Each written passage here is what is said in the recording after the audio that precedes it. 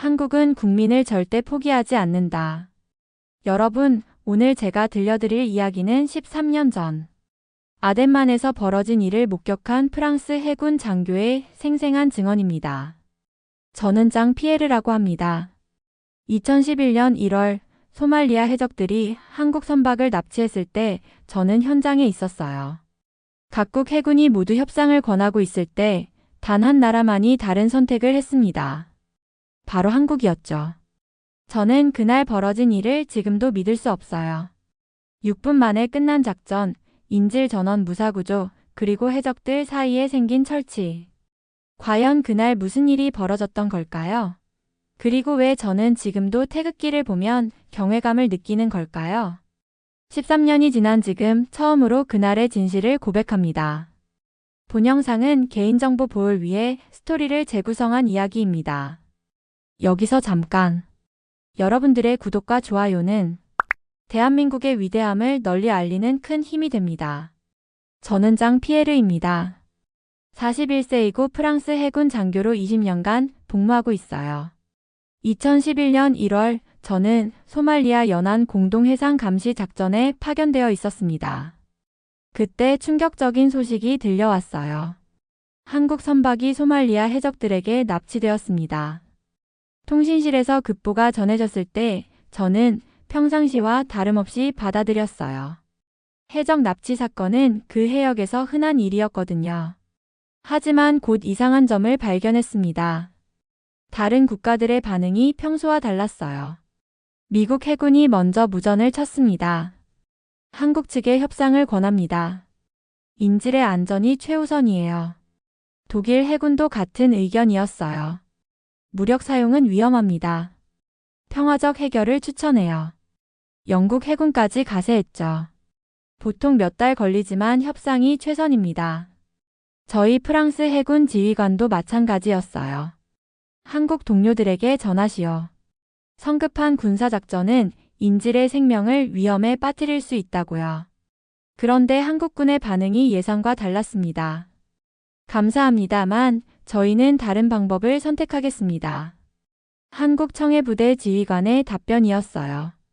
그날 밤 레이더를 보니 놀라운 광경이 펼쳐졌습니다. 한국 해군 함정들이 납치 현장으로 빠르게 이동하고 있었어요.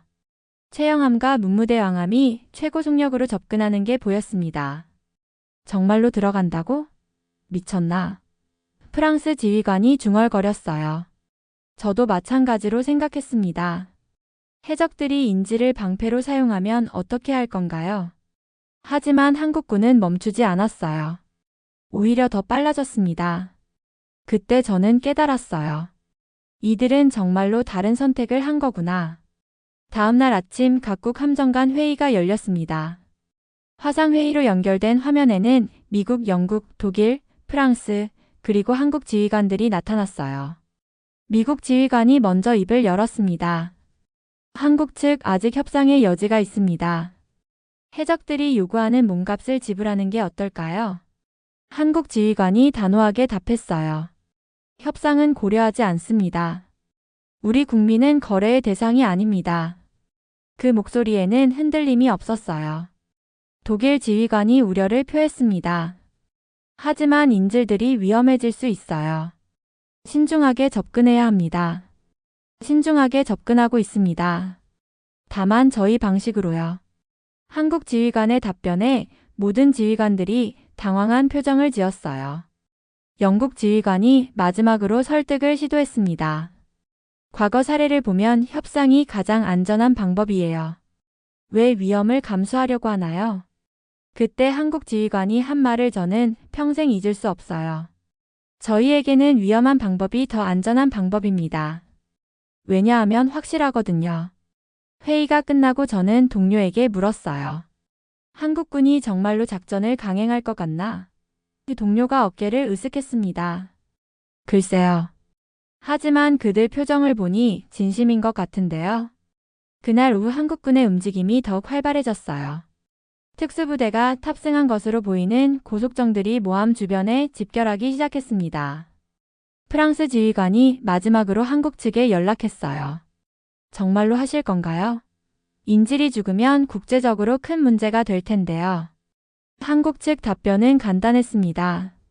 인질은 죽지 않습니다. 저희가 살려올 겁니다. 그 확신에 찬 목소리를 듣고 저는 소름이 돋았어요.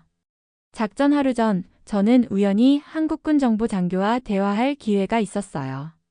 납치된 선박에 대한 정보를 공유하는 자리였습니다.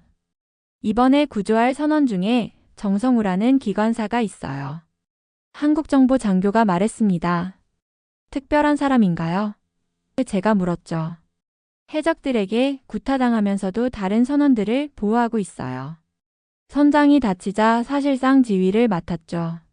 정보 장교의 설명이 계속됐어요. 정보 장교가 사진 하나를 보여줬습니다. 이게 정성우 씨 가족 사진이에요. 아내와 7살 딸이 있어요. 사진 속 정성우 씨는 딸을 안고 환하게 웃고 있었어요. 왜 이 사진을 보여주시는 거예요? 제가 궁금해하자 정보 장교가 진지하게 말했습니다. 저희는 숫자를 구하는 게 아니에요. 사람을 구하는 거거든요. 그날 밤 감청된 해적선 내부 통신을 들었어요. 정성우 씨의 목소리였습니다. 여러분 포기하지 맙시다. 우리에게는 가족이 있어요. 반드시 살아서 돌아가야 해요. 해적이 정성우 씨를 위협하는 소리도 들렸어요. 닥쳐. 한국 정부가 돈을 안 주면 너희는 다 죽어. 하지만 정성우 씨는 굴복하지 않았습니다.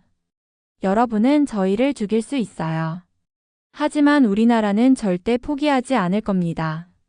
정성우 씨의 목소리에는 확신이 담겨 있었어요. 그 순간 저는 이상한 느낌을 받았습니다. 왜 한국정보 장교가 저에게 이 사진을 보여준 걸까요? 그냥 정보 공유가 아닌 다른 이유가 있는 것 같았어요.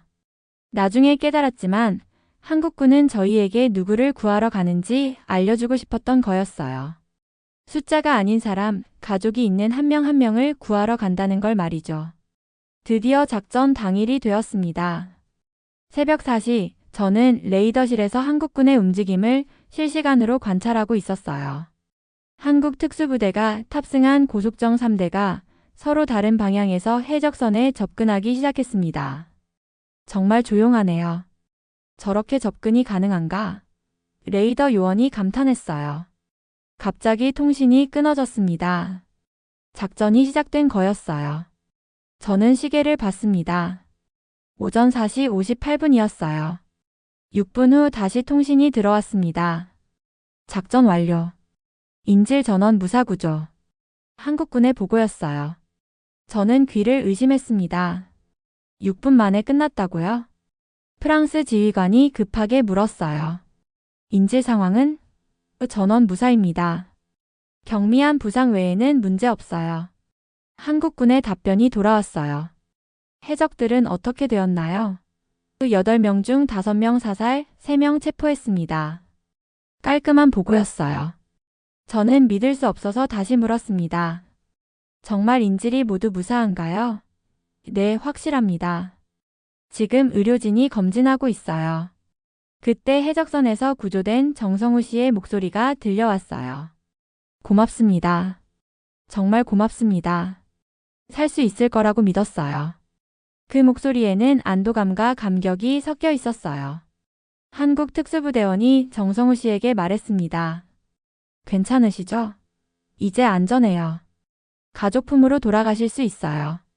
정성우 씨가 흐느끼며 답했어요. 우리나라가 정말 포기하지 않았구나. 딸한테 자랑할 수 있겠어요. 저는 그 순간 소름이 돋았습니다. 정말로 해낸 거였어요. 6분 만에 인질 한 명도 다치지 않고 완벽하게 말이죠. 작전이 끝난 그날 밤 저는 숙소에서 프랑스에 있는 딸 마리의 편지를 읽고 있었어요. 10살인 마리가 보낸 편지였습니다. 아빠, 오늘 학교에서 용기에 대해 배웠어요. 선생님이 그러는데 용기란 무서워도 옳은 일을 하는 거래요. 위험해도 다른 사람을 도와주는 게 진짜 용기라고 했어요. 편지를 읽는데 눈물이 났어요. 용기. 바로 그거였어요. 오늘 제가 본 한국군의 모습이 바로 용기였습니다. 아빠도 용기 있는 사람이죠? 아빠가 바다에서 나쁜 사람들로부터 사람들을 지켜주고 있다고 엄마가 그랬어요. 마리의 순수한 글이 계속 이어졌어요. 저는 부끄러웠습니다. 과연 저에게 용기가 있었나요? 오늘 저는 그냥 지켜보기만 했어요. 위험하다고 신중해야 한다고 말하면서 말이죠. 아빠, 혹시 위험한 상황에서 도움이 필요한 사람이 있으면 꼭 도와주세요. 그게 진짜 용기잖아요. 마리의 마지막 문장을 읽고 저는 펑펑 울었어요. 그날 한국군이 보여준 게 바로 그거였거든요. 위험하지만 옳은 일. 무서워도 사람을 구하는 일. 진짜 용기 말이에요. 다음날 아침 저는 한국군 지휘관에게 개인적으로 연락했습니다. 어제 작전 정말 대단했습니다. 어떻게 그런 용기를 낼 수 있었나요? 한국 지휘관이 웃으며 답했어요. 용기요? 저희에게는 당연한 일이었어요. 우리 국민이니까요. 그 순간 저는 깨달았어요. 한국군에게는 그것이 용기가 아니라 의무였던 거예요. 선택이 아니라 당연한 일이었던 거죠. 작전이 끝나고 며칠 후 각국 해군 지휘관들의 반응이 180도 바뀌었어요. 처음에는 위험한 모험이라며 걱정했던 사람들이 이제는 완벽한 작전이라고 찬사를 보냈습니다. 미국 지휘관이 한국 측에 축하 메시지를 보냈어요. 놀라운 작전이었습니다. 인질 전원 무사 구조는 기적이네요. 독일 지휘관도 마찬가지였어요. 이런 완벽한 작전은 처음 봅니다. 어떻게 가능했던 건가요? 영국 지휘관은 더 직접적이었어요. 솔직히 말해서 실패할 줄 알았습니다. 하지만 결과를 보니 당신들이 옳았네요. 프랑스 지휘관도 공식적으로 감사 인사를 전했습니다. 한국군의 용기와 전문성에 경의를 표합니다. 저는 작전 보고서를 다시 한번 자세히 읽어봤어요. 도대체 어떻게 이런 작전이 가능했을까 싶어서 말이죠. 보고서에는 놀라운 사실들이 적혀 있었어요. 한국 특수부대는 몇 달 전부터 비슷한 상황을 가정한 훈련을 수백 번 반복했다는 거였어요. 우리는 우연에 맡기지 않습니다. 보고서의 한 구절이 인상적이었어요. 모든 상황을 예상하고 모든 가능성을 준비합니다. 가장 놀라운 건 작전 계획이었어요. 해적들의 동선, 인질들의 위치, 심지어 바람의 방향까지 모든 걸 계산해서 계획을 세웠더군요. 이 정도면 예술이네요. 저는 동료에게 말했어요. 전쟁이 아니라 예술이에요. 동료가 고개를 끄덕였습니다. 맞아요. 하지만 가장 인상적인 건 따로 있어요. 뭔가요? 포기하지 않는 의지예요. 일주일 후 저는 한국군 대위 류태석과 개인적인 인터뷰 기회를 가졌어요. 류태석 대위는 이번 작전에 직접 참여한 특수부대원이었습니다. 대위님, 솔직히 물어보고 싶은 게 있어요. 작전이 실패할 수도 있지 않았나요? 제가 조심스럽게 물었습니다. 류태석 대위가 잠시 생각하더니 답했어요. 실패라는 건 우리 사전에 없어요. 우리 국민을 구하는 일에 실패는 있을 수 없거든요. 하지만 위험했잖아요. 만약 인질이 다쳤다면? 그런 일은 일어나지 않아요. 왜냐하면 우린 그런 일이 일어나지 않도록 준비하거든요. 류태석 대위의 답변에는 확신이 담겨 있었어요. 다른 나라들은 협상을 권했는데 왜 한국은 다른 선택을 했나요?